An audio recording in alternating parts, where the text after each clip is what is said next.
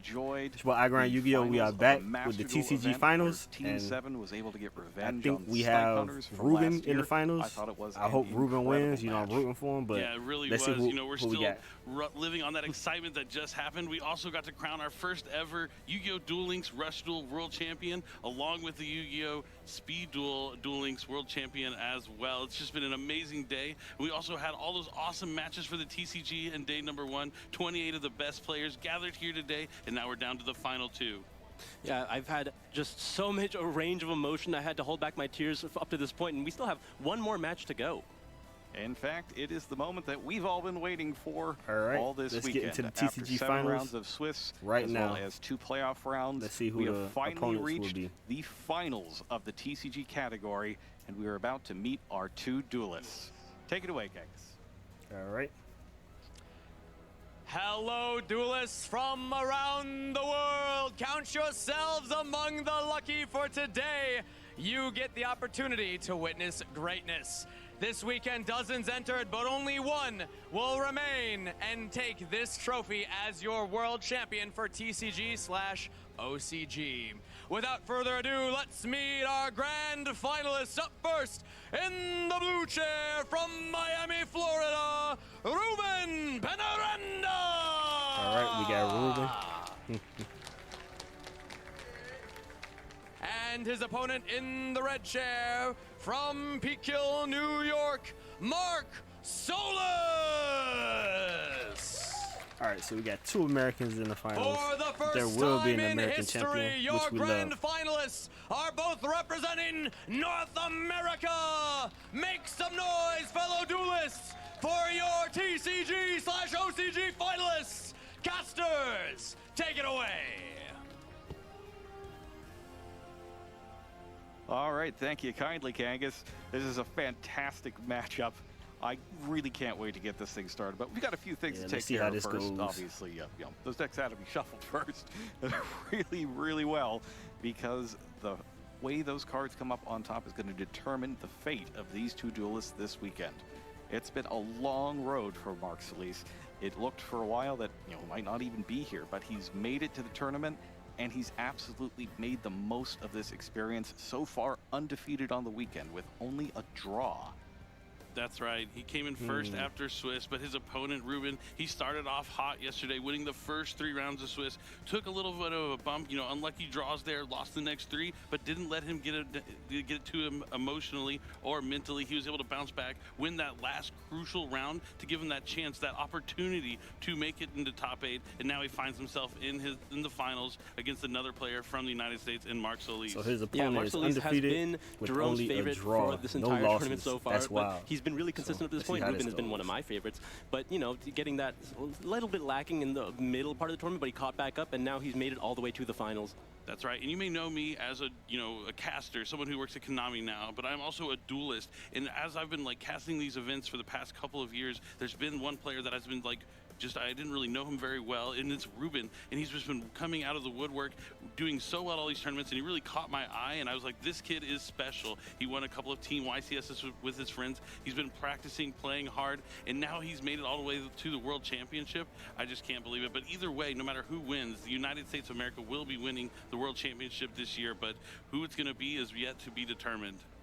And he's been doing pretty well on the individual YCS circuit as well, has he not? We've been seeing his name in Top Cuts for quite a while now. He's an extremely consistent player. He's been playing for quite a long time. He's always had the most passion in the room in every single event that he's played. He's made it to the finals at least once in the YCS stage, and now he's made it to the finals of the World Championship, potentially getting his first individual win here at the stage.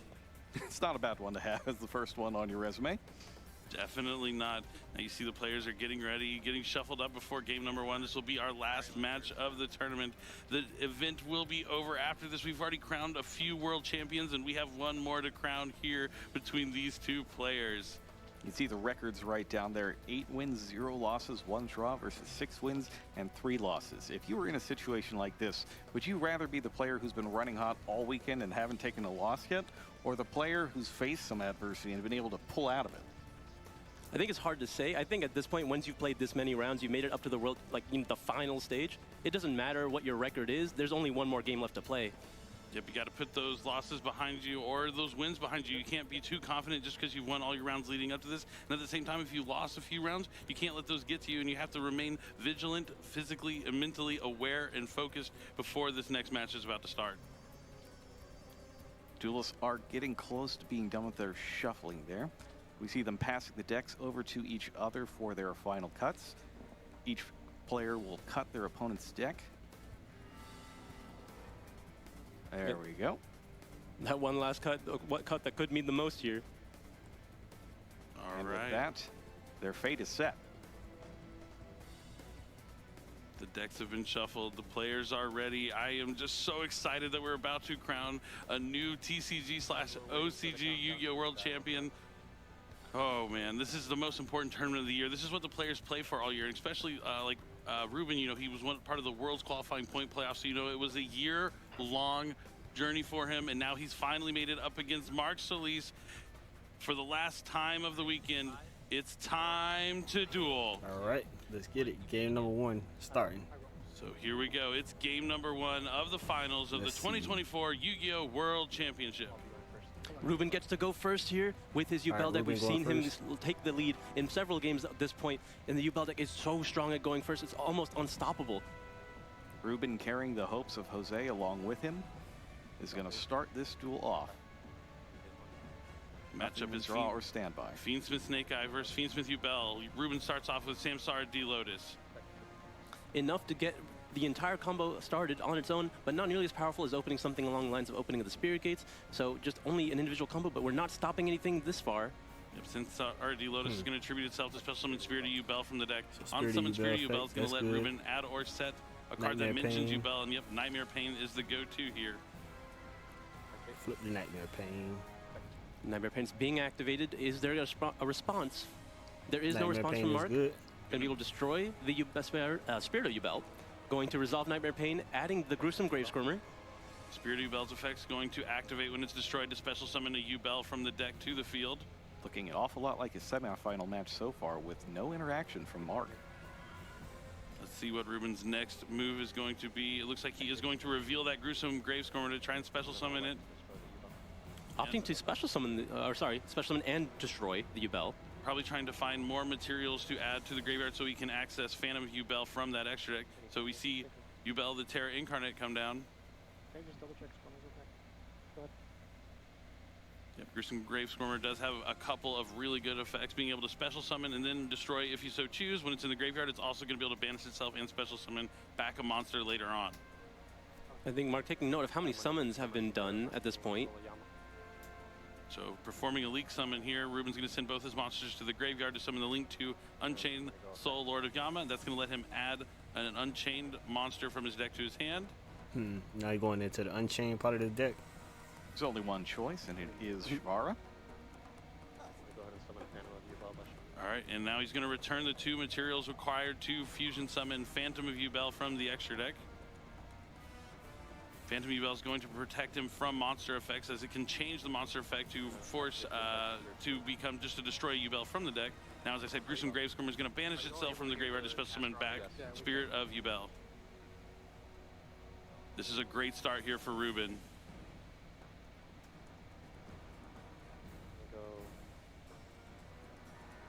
No responses from Mark up to this point. With the Phantom already on the field, it's going to be way more difficult to get anything through.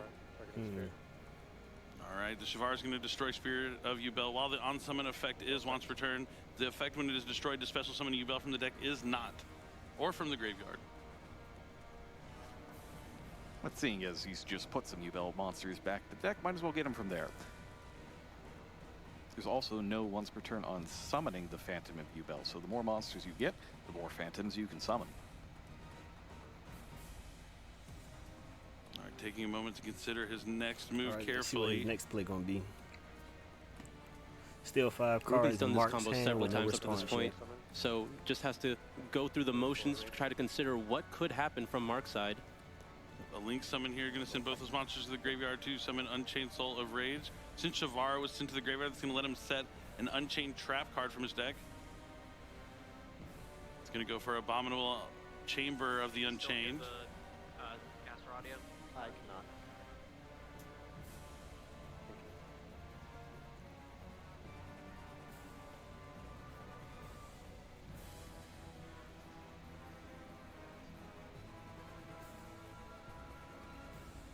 Looks like Ruben is shuffling his deck thoroughly now, indicating that he's done with it for the turn. A little bit of a surprise.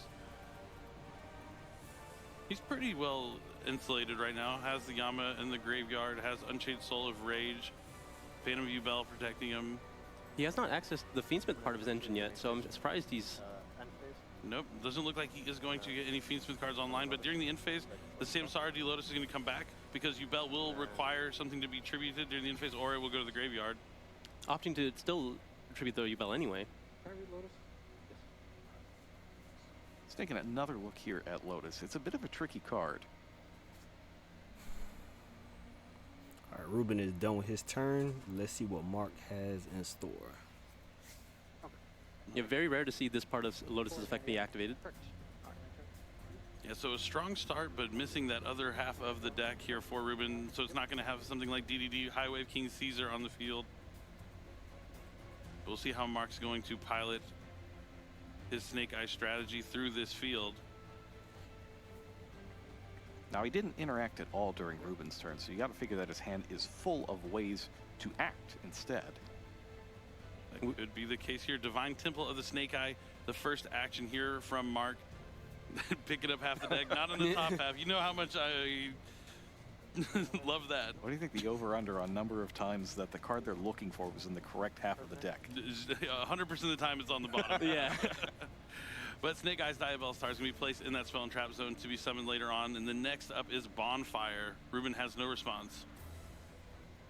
Bonfire is going to let him add a level 4 or lower Pyro monster, and it's going to be that Snake Eyes Poplar. Poplar effect is activated in the hand. Special Summon itself is going to be able to activate on the field to add a Snake Eye spell or trap. Already has the Divine Temple, so he's probably going to be looking to access. Yep, here See, we go Ruben again. have an action hand, so Original see how Sinful this Spoils goes. of the Snake Eyes. Now we know because the Unchained Soul Rage is on the field, you can go into Anima, into the zone that it points to. Will be a good way to force out the Unchained Soul of Rage potentially, but he could also hold off on it since he does have Abominable, but having the Soul of Rage in the spell and trap card zone would be also... Ignore that Bonfire Colossus. It's actually supposed to be Bonfire. So Soul of Rage, yep, going to use right away here on Anima. Important note, Poplar wasn't activated either. That's something key to note. Holding off on the Poplar effect. That is. Mm-hmm. Oh. Any triggers this turn fight? Yeah, I'm gonna go So Chainlink 1, Divine Temple to try and summon the Snake Eye Diabell Star. Chainlink 2, Ruben's SP Knight is going to banish the Snake Eyes Diabell Star from the spell and trap zone. That's so huge. good SP Ruben banish. taking advantage of how turn player priority works here to get the banish off in the way that he wants. But there is a normal summon of Snake Eye Oak. Snake Eye Oak will let him special summon back that Poplar from the graveyard. But Phantom Yubel might have something to say about it, or SP Little Knight's going to take that Snake Eye Oak off the field temporarily until the end phase, but that means it's going to be harder for Mark to access something like Snake Eyes Flamebird's Dragon from the deck without using his original Sinful Spoils. But even still, if he original Sinful Spoils, it's going to be harder to get a couple monsters on the field since he's already used Snake Eyes Poplar's effect from the hand. So Ruben's still got that Phantom Yubel on the field, and we also saw that he's got quite a large number of cards in hand. Yep, and we've been holding that Ash Blossom for the original Sinful Spoil. That's a huge Ash Blossom and Joy String here from Ruben. I guess that makes a lot of sense. If he doesn't have the Fiendsmith cards, he probably has more points of interaction from his hand there to help with the field that he was able to create in turn number 1. Mark has. Looks like it's just going to be a set from Mark. Wow. All right. So Ruben able to stop Mark from going any further here in his turn. Mark, could you please straighten up your graveyard?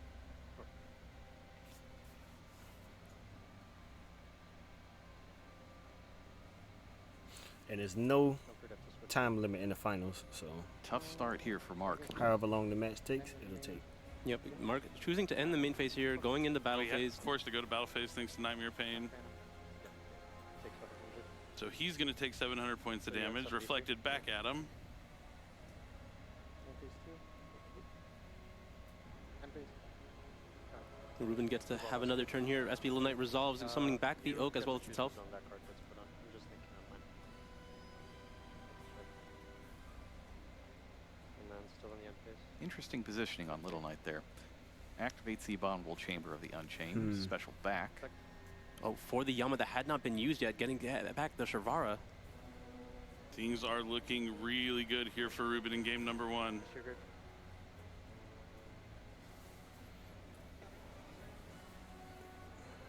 Still in the end phase. Activate twist worm targeting. Wow, and he has the bestial Druid Worm on top of it. If things didn't already look really good, they're getting even better. Ruben opting to go for more of a half field just to really conserve his resources for the following turn because he needs to just do just enough to stop his opponent. And he had confidence with the cards in his hand that he had enough already. Ash Blossom proving critical there, holding it back until the very last moment to make sure that Mark couldn't get things going. Stand by phase. Make phase 1 cut. Here it is. Moved into the main phase. All right, we in the main phase right now. Let's see Ruben clean it up, get this game won. Link summon these two for Nightmare Phoenix. First action here from Ruben is a link summon for Nightmare Phoenix, and that's going to be co-linked with SP Little Knight. I'm gonna go He'll be able to discard a card to destroy a spell and trap card, and then draw a card. Target. I'm gonna go Druid Worm Shimmer 2 on top. Discards the bigger Yubel. That's great to put in the graveyard because you can use it as a material if something happens to that Phantom of Yubel. It looks like it was just a bluff bonfire, but this Phoenix gets a lot of value of the draw, the effect banishing the Poplar because of the, or not banishing, but sending it to the graveyard because of Druid Worm. Thinking.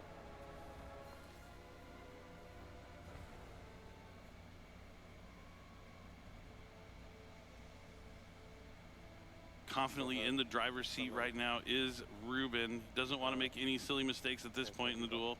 Looks like he's going to make another Phantom of Yubel here. Returns the Phantoms of materials. Yubel Either on he wants board. to protect himself more, or it's just giving another monster on the field to use as a material to continue to link climb. He does have to watch out for maybe a pair of cards, even though Mark only has a pair of cards in hand that could disrupt him. Yeah, could really only be afraid of Effect Veilers paired with something along the lines of Nibiru the Primal Being. If there was an Infinite Permanence, it would have been set to the field already. Exactly. So those Phantom Yubels are really putting in a lot of work here. But he is going to send one to the graveyard to special summon Shavara from the hand.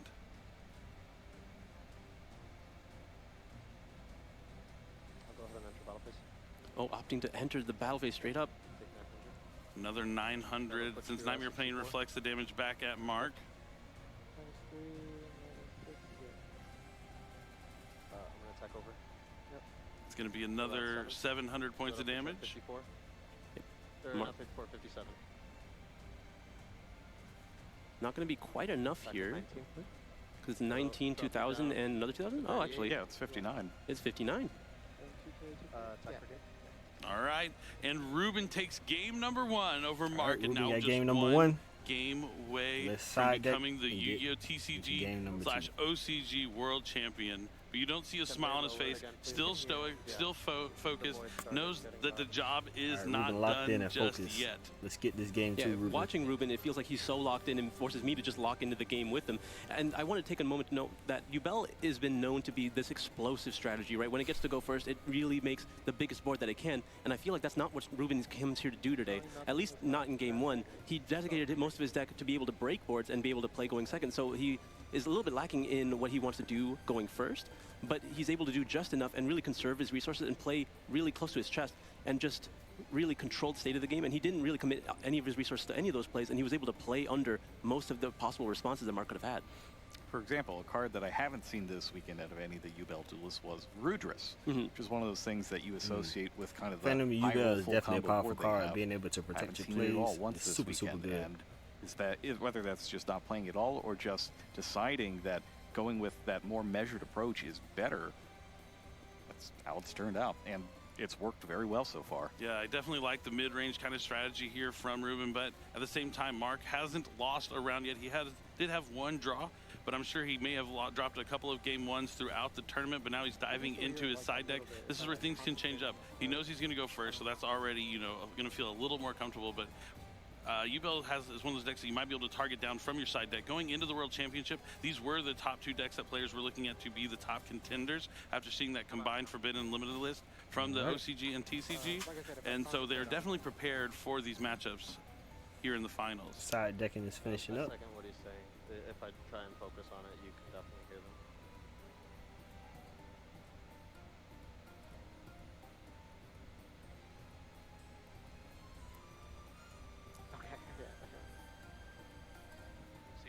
So certainly not Mark's first matchup against Yubel. Probably not even the first one that he didn't get to go first in. Yeah, you know, there is going to be that big disparity, at least in game one, but post side, you have a lot more options available to you, especially when you know you're going second in a matchup like that. He just has to be able to win going first in the game that he can control. Yeah, I'm also going to just request that maybe our commentary audio be turned off in the studio, because I think the value of the players having integrity is more important than the audience being able to hear our conversation here right now.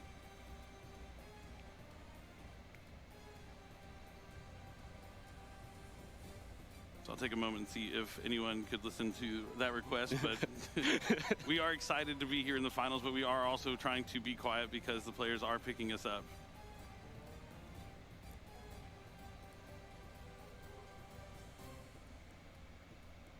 Sorry, sleeves are getting caught.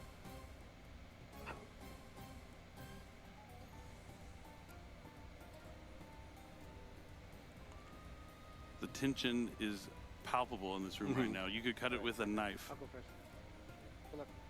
Mark will be going first here in the second All right, game. let's get this game number 2 Both of the players are underway. mostly ready here, just waiting for the go-ahead. Win or lose, this will be Mark's only chance to go first in this duel, so he's going to need to make it count.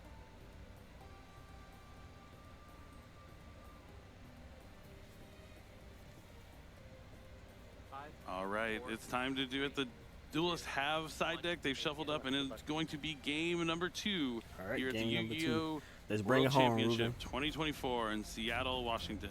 Grand finals. See a nib in his hand. Yep. So we have our check for Perulia here. It's not there. Oh, we get to finally see the Fiendsmith engine here. Marxwell's going to be able to lead with the Fiendsmith engraver. I guarantee you the track is not in that top half of the deck. I knew that was coming. Just pick the whole thing up at once. It was actually the bottom card, so imagine how quick that would have been. But neither here nor there. Fiendsmith's track is in the hand here for Mark Shilley's engraver. We finally see in here the finals. Fiendsmith's track's going to let him add a light fiend from the deck to the hand. Then he's going to have to discard a card. It's usually going to be Taking bets on Fabled whether Lure, the but since card he's is adding in the top engraver, half or the that bottom might already half, has the Lure. thing He that they're already searching has for. Fabled Lure in the hand. Since Fabled Lure was discarded to the graveyard, it's going to special summon itself back to the field. Now, already having used engraver from the hand, you might think that's pretty useless in the hand, but actually it's an additional light fiend that you can use for track's grave effect.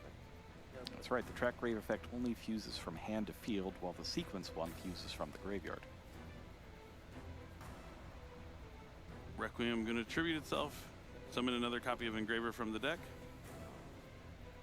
I'll use regional track. Here. The Requiem equips itself now, and there is the Wanted. The one cop of Wanted, Seeker of the Sinful Spoils coming down. Will there be a Dayball Star in the top half of the deck? There will not. It's a fun little mini game, though. You remember Pegasus' prophecy card, where you had to guess if the monster about to be summoned is above or below 2,000? It's very similar. Kind of reminds me of that. Is it in the top or the bottom half of the deck? Ending. All right, Wanted, I'm sorry, Dayball Star is going to send the Requiem to special summon itself, using its effect, going to go ahead and set. 0 lessons learned. It's only been 3 times this game. 0-4 in this match. Sets the original Sinful Spoils. Gonna link away both his monsters to Fiendsmith sequence. Sequence going to be shuffling back the Fiendsmith Requiem, as well as, it looks like one of the engravers, more likely the Lurie. Yep, going to commit to the Lurie here. All right. No interactions from Ruben To so fusion far. summon but Fiendsmith Lacrima. he got it. He'll get it. Engraver's going to hit the field off of Lacrima's effect. All right, and now Ruben is Ruben picking has up his the cards, nib and right he's got Nibiru, the primal being, and it's going to hit the earth. Yep, with all those monsters on the field, there was a chance he could go directly into Appaloosa Bow of the Goddess. Ruben, knowing that is an option, drops Nibiru, the primal being here. Mark not necessarily happy with this, but at least he hasn't used his original Sinful Spoil yet. He still has the effect of Lacrima to hit for 1,200. Puts back one of those engravers. 68, you're full. Yeah. Mark no longer has to worry about the Nibiru now that it's already resolved. He can use the effect of engraver in his graveyard. Oh, but there is a Druid Worm as well. This could be huge. Bestial Druid is going to banish the engraver that's trying to come back from the graveyard. Despite their limited status, the Bestials here have been huge all throughout the weekend, both in the TCG and in Master Duel. when there's only one of them, you can really feel their impact. Sure can, especially when it's a Magnabot and suddenly there's two of them.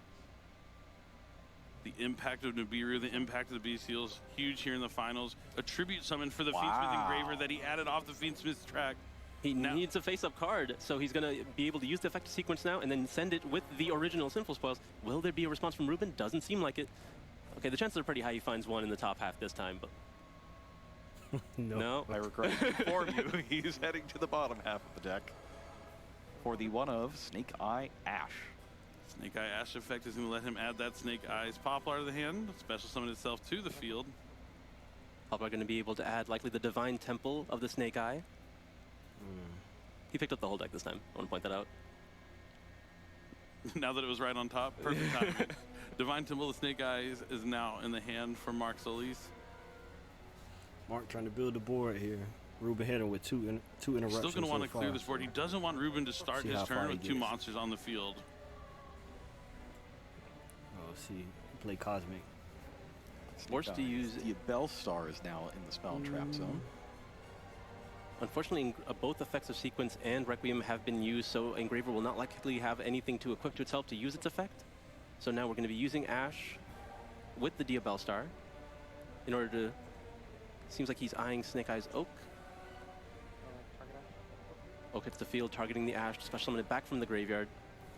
So now Mark's only tools to really remove Ruben's field efficiently, it will likely be the SP Little Knight, and because of that, he's going to be likely prioritizing the Druis Worm. So but we'll he also see. has a Flamebird's Dragon. He could just potentially push back that Druis Worm. But then he wouldn't be able to set up anything for himself. Yeah, So it's he's going to be it's a tough call. Still has two cards in his hand. All right, let's see what Mark He'd have cooking two up. cards going to Ruben, drawing Ruben up to hit him with 2 4. interruptions, so let's see if it's enough. Yeah, it feels like he's got to have something on this end board, but we'll see what it is. Yeah, I mean, we talk about how strong these cards in hand can be. All it takes is one card to do the full combo, so you need multiple points of interaction here to make sure that Ruben's plays are stymied enough. Stymied, good word. I took the SAT. See a nib and Yep, looks like the Flamebird is going to push the Druid Storm back into the Spell and Trap zone. Just straight back in there. I like these cards where the cards move back and forth between the rows. Yes, the motion. Centurion, Valence, the Snake Eye cards. The motion feels really nice. It does. Like when you're playing it, it just feels good to push your cards forward so that they can attack. All right, now we're going to see a Link summon here for Hida. There are no fire monsters in Ruben's graveyard, but just trying to get that Flamebird into the graveyard so we can bring back a couple of Flamebird's level bringing 2 ones. It's bodies going to be back. Snake Eye Oak and Snake Eyes Poplar.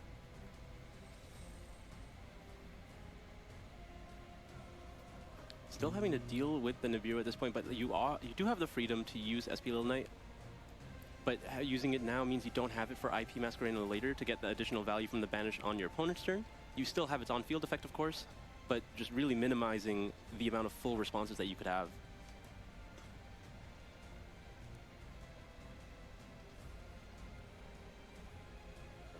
Yep, definitely the next move is going to be a Link summon here for Promethean Princess, Bestower of Flames.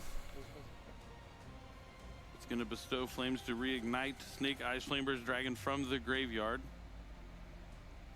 And now what? Currently locked under fire monsters.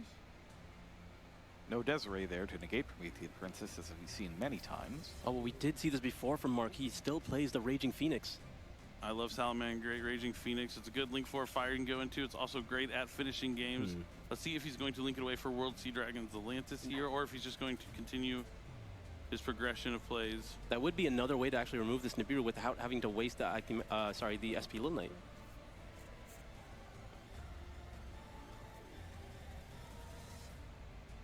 It does look like that is what Mark is considering.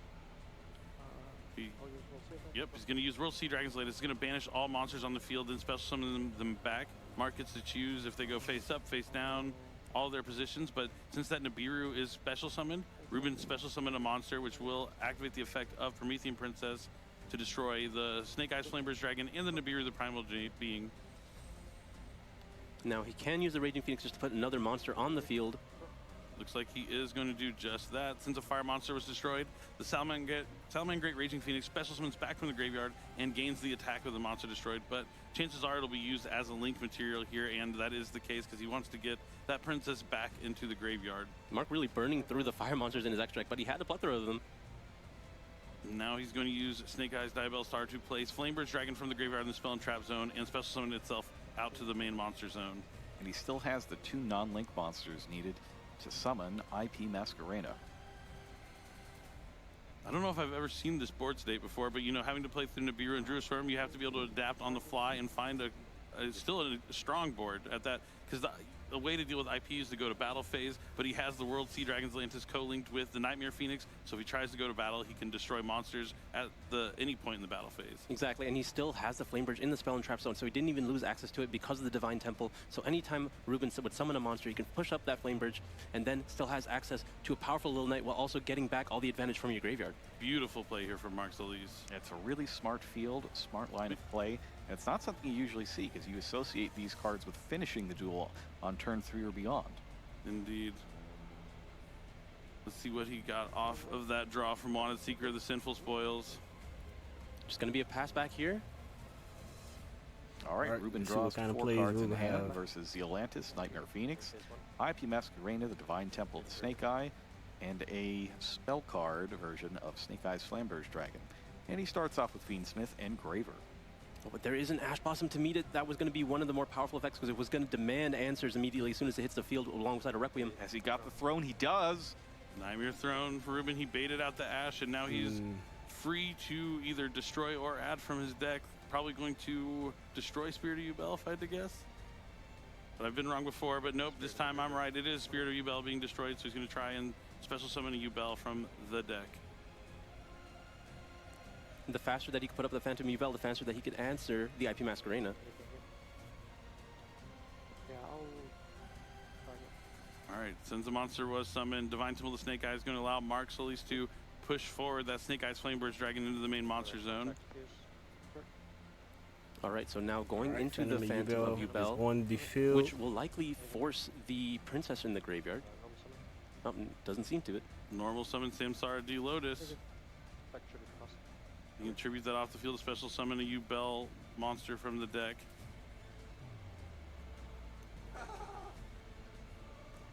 Trying to find that other copy of Spirit of Yubel. Found it. Now he's going to use the effect to set Nightmare Pain from the deck.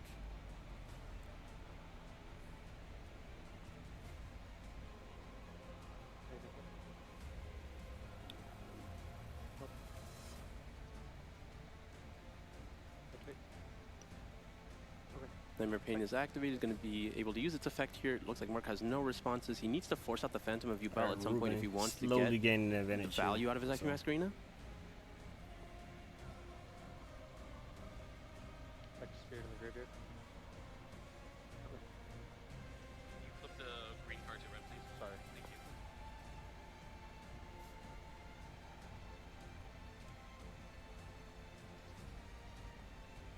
This is a very tense duel. So much on the line. Yeah. What you push off there? I have to like remind myself to breathe every few seconds while I'm watching this. Yeah, so it feels like we're so invested. We're just kind of watching. We forget to talk about it a little bit. Mark Solis taking a moment to figure out if this is where he wants to try and use his Flamebird's Dragon effect or the IP Masquerena. I wish I could hear their internal monologues right now. I'll use like this. It is IP that is going to start. Yeah, just like the anime, kind of. Exactly. That's like a key part of the anime is those internal monologues. But Phantom Yubel is going to chain link 2 to IP Masquerena to change the effect to destroy Yubel from the deck.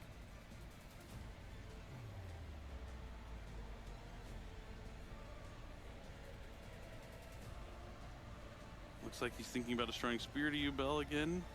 I know Mark have a nib in hand, so that's kind of crazy. Yep, that's going to be Spirit of Yubel destroyed. Let's see if he has another monster to summon off of it. Over here.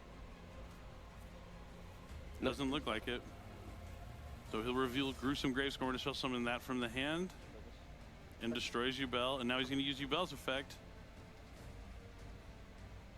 Special summoning the Terra Incarnate. Now, I haven't seen an Ultimate Nightmare the entire weekend, but this could be a...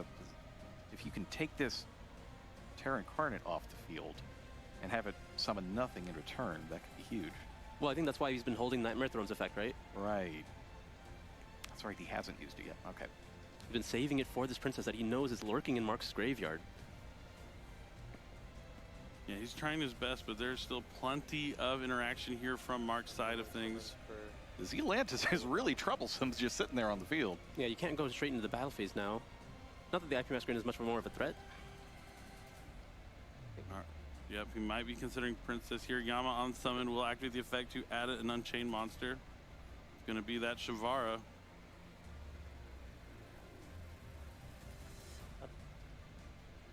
Ruben slowly gaining advantage. Farah But ends Mark up in still has Ruben's nib in hand hand. here. I've seen it. Just the sole Lord Yama so far. He has the ability to use the Gruesome Swarmer. But before that, another Phantom Yubel.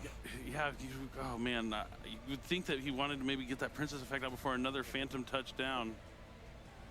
The effect of Phantom is once per turn, right? To negate? Or to switch the effect? No, I don't think is it. It might be, yeah, it might actually be. You can summon multiple return, but the effect is only once per turn. That's right, because you have to use infinite permanence when they have two. So he'll be okay. He's just going to use it as a material. Or it doesn't target. Yeah, you're good.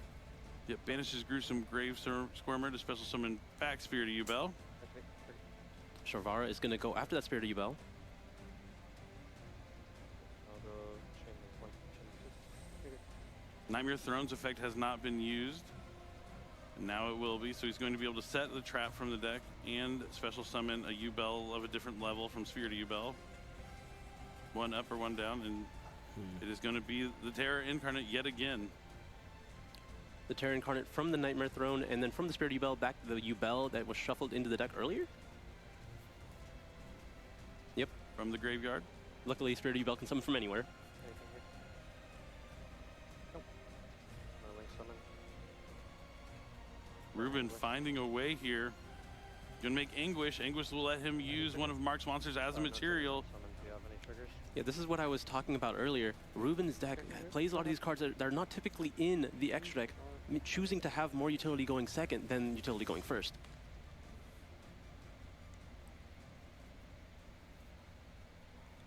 You have to do something Yeah, about it's this now or Anguish. never here. I don't think Mark was prepared for this. He would never expect Anguish in the Yubel strategy. Yeah, I'll use targets.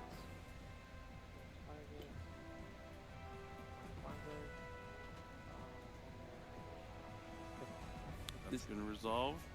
Flamebridge is going to be able to add back or summon back multiple level 1s from the graveyard, but Anguish is also going to be able to add back one of those fiends. I'm gonna go.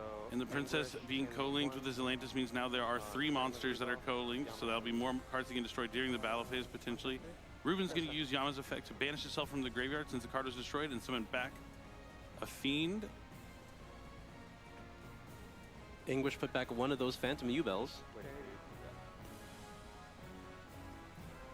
Oak and Poplar come from the graveyard to the field thanks to Snake Eyes Flamebird's Dragon. Anguish comes back thanks to Yama. Expertly played here from Ruben. He's played into many Snake Eye fields up to this point. He knows what he's looking for. Oak's going to add Snake Eye Ash from the hand. And wouldn't you know it, the original Sinful Spoils is on the bottom where he put it. Activate Anguish targeting World's Zealantis. Yep, this is looking good for Ruben. He's going to link away the Zealantis for Axis Code Talker, targeting his Anguish, so it's going to gain 3,000 attack. That's a lot of Yubels with a lot of Nightmare Pain. Attack you, take 27. Going to attack into the Promethean Princess. The damage is reflected, the damage is reflected, the damage is reflected, and that's it. Ruben wins your 2024 Ruben TCG/OCG Yu-Gi-Oh! World Champion from the United States is Ruben Peñaranda. Crazy. Just incredible. You see the camaraderie between the two players from It the came United true. States, but Ruben for the the next TCG year World will be the Champion. reigning Yu-Gi-Oh! TCG OCG World Champion, That is ripping crazy. it off the pedestal, not waiting for it to be handed. Congratulations He's to taking his trophy. The emotion is incredible. I just can't believe it. This has been one of the most storied weekends ever in Yu-Gi-Oh history. I'm at a loss for words. This is beautiful. Incredible. Incredible is the only word I have to describe this. I could not think of a more deserving champion. He has been on my radar. He has just been doing so well for so long. He's had the right mentality. He's gone to regional after regional from all around North America. He's gone to YCS after YCS, winning YCS with his friends, but this has to mean the world to him.